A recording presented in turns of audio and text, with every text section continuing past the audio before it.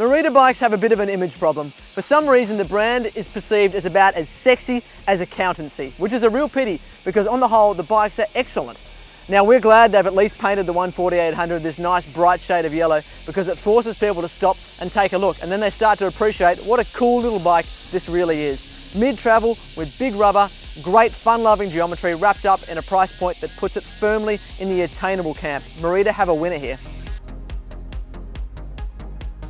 The whole thing is as neat as a military haircut. Nothing superfluous, neat cabling, all Tonka tough and without a gram of carbon to be seen. The new 140 gets the same float link suspension design as found on the 120 and 160. It carries speed like a drug pusher. It feels like it's got an extra 20 mils of travel.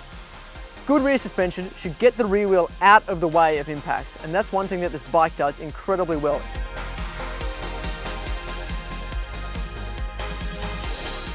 In terms of setup, we took all of the bottomless tokens out of the RockShox Revelation fork to try and get it that same plush feel to match the rear end. Now the new Revelation isn't the most buttery fork, but the big rubber at 2.6 inches helps smooth things out, and at least with the new 35mm legs on this fork, it's nice and precise steering.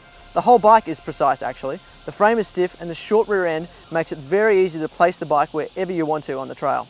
There's a bit of mongrel to this bike that we like. While the travel is only 140mm out back and 150 up front, the head angle is more in line with what you'd expect to find on an enduro bike, and the bottom bracket height is low, low, low. Maybe a bit too low actually, as we clipped up pedals a lot, especially on rocky climbs. The use of 2.6 inch rubber is a trend that we're going to see a lot more of. This size tyre has less squirm than the big 2.8 inch or 3 inch plus size tyres, but retains a lot of the traction benefits. It works brilliantly for bikes in this trail bike category, where braking and climbing grip and confidence are more important than out and out rolling speed. While Merida bizarrely skimped on the tubeless tape and valves, they smashed it out of the park when it comes to the other components. SRAM Eagle, 4-piston code brakes and a decent KS dropper post. We didn't want to change a thing. While the name and brand might have all the fun and flavour of a bowl of bran flakes, the way this bike rides is more like Cocoa Pops. It's a heap of fun, and the way it performed had us wondering why we'd really want to spend any more money than this.